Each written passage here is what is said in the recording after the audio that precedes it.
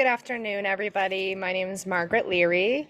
I will be presenting a PowerPoint presentation today on Recovering America's Wildlife Act of 2022 for my wildlife conservation policy class with Dr. Langlow.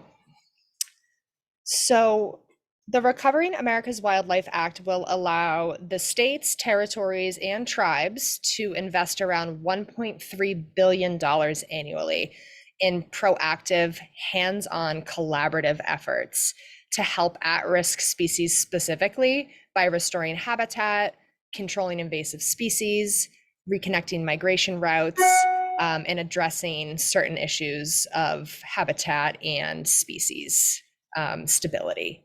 So there are two portions to this act or this bill. There is HR 2773 and S 2372.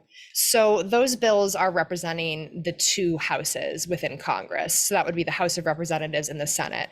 Each of those bills need to be introduced separately to the houses.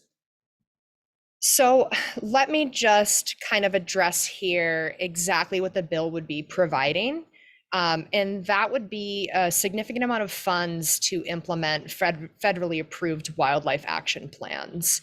And then more specifically, it's addressing wildlife conservation efforts that should be funded, led by tribal nations.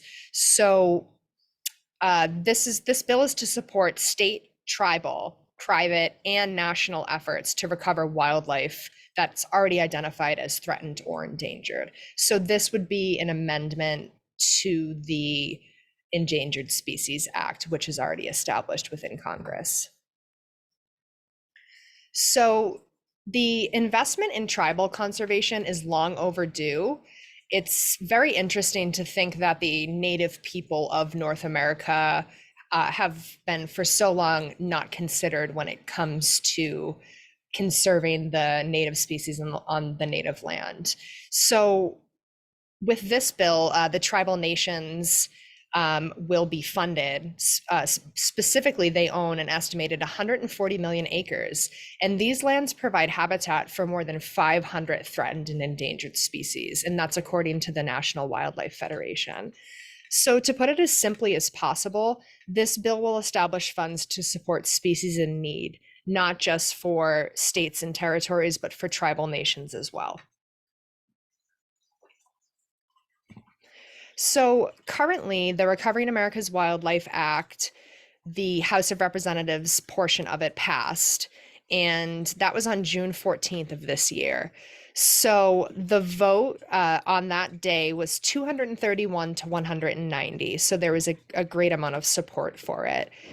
The Senate version of the bill has more than 40 co-sponsors, so that's strong support from both parties, but the Senate bill has not been passed yet. It is ready for a floor vote. So there are a few important sponsors for this bill, and bill sponsor Representative Debbie Dingell specifically worked with House Majority Leader Steny Hoyer, and he's a Democrat from Maryland, to bring the bill to the floor for a vote. So they are both congressional supporters of this bill, and it seems the bill itself is receiving general support from both parties, but largely the Democratic Party. I wanted to read a quote from Hoyer that he said after the bill passed in the House of Representatives in regarding the Recovering America's Wildlife Act. It's a very inspirational quote. It has a lot of emotion and a lot of strong support behind it for the future of our nation as far as conservation and restoration goes. So here I go. Quote, "This bipartisan legislation will promote greater sustainability for critical fish and wildlife in our country and promote science-based solutions to recover species that are facing depletion and threats to their natural habitats. Doing so will not only help future generations cherish the natural bounty of our country, it will help promote job growth in the outdoor economy and provide much-needed support for America's forestry, agriculture, and aquaculture industries. I hope that the Senate will move swiftly to approve Rep. Dingell's bill and send it to President Biden's desk without delay. Together, all Americans share a responsibility to sustain and protect the natural resources that yield so much opportunity and enjoyment. End quote. Like I said, a very strong quote, especially that last sentence, together all Americans share responsibility to create a sustainable environment where these natural resources that we have can continue to yield us with opportunity and enjoyment. So that's a huge, huge part of this bill. So I wanted to break down the bill a little bit more and explain why the bill has HR 2773 portion and the S 2372 portion. So a bill is a legislative proposal before Congress, and bills from each house are assigned a number in the order in which they are introduced. So that's why there is an HR for the House of Representatives and an S for the Senate. So the Senate is the upper house with 12 committees, and the House of Representatives is the lower house with six committees. I'm going to talk a little bit here about the path of legislation. So what happens after a bill is introduced to a house? There's a handful of different steps that the bill has to go down in order to make it its way to the president for approval. So once a bill is introduced to either house, it is then sent to the committees I just spoke about, either the committee of 12 or the committee of 6, and then it's passed to the floor to vote. So to put this into perspective, with the Recovering America's Wildlife Act, HR 2773 has been introduced and passed through the House of Representatives. S 2372 has been introduced but has not been passed through the Senate. If either chamber does not pass the bill, then the bill dies. That's the end of that bill. If the House and the Senate pass the same bill, then it's then sent to the president. So that's our hope for this bill.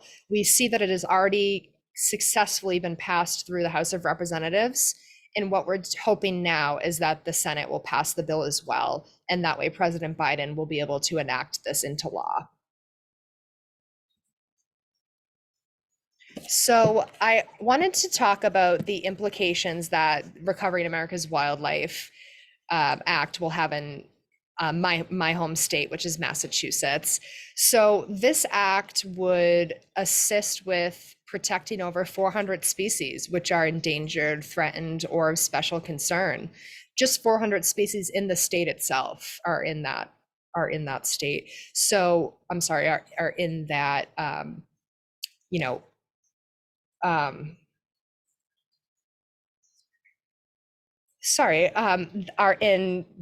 are considered threatened or endangered.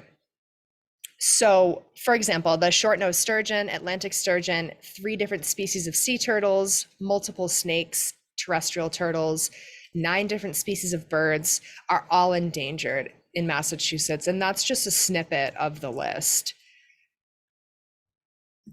I specifically wanted to highlight the short-nosed sturgeon and the Atlantic sturgeon as species of greatest concern in Massachusetts. So it's not just Massachusetts, which struggles with the stability of this species. Coastal waters from Canada to Florida are seeing a decline in this species. Today, all 5 of the US Atlantic sturgeon distinct population segments are listed as endangered or threatened under the Endangered Species Act. So the populations in Canada are not protected under the US Endangered Species Act, obviously. So the primary threats facing the sturgeon are entanglement in fishing gear, habitat degradation, habitat impediments such as dams and other barriers, and vessel strikes. So you can see by implementing the Recovering America's Wildlife Act, it would just be another step in protecting these species which are struggling to continue to be stable. Lastly, I wanted to speak about state and tribal wildlife grants. So tribal wildlife grants specifically are used to provide technical and financial assistance to tribes for the development and implementation of programs that benefit fish and wildlife resources in their habitat. State wildlife grants do the same, except they do not cover tribal territory. So, in my area and in my professional work, we are currently funded through the Sportfish Restoration Program, which is a state wildlife grant. So, that provides funds to my department, specifically the Division of Marine Fisheries, to collect data, fund educational programs, fund incentives for anglers, and many other projects.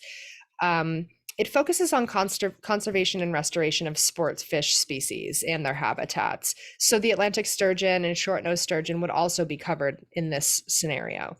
So these funds support connecting people with nature through outdoor recreation opportunities, aquatic resources, and education programs. And all of those things bring together a community and kind of educate the public on exactly why bills like Recovering America's Wildlife should be passed through Congress. So going forward, I hope that we can gather the support that's needed in the Senate in order to make this act become law. This is my page of sources. I got a lot of my information from U.S. Fish and Wildlife Service as well as from NOAA Fisheries. And I got a little bit of information as well from the National Wildlife Federation. So thank you so much for your time. I really appreciate you listening.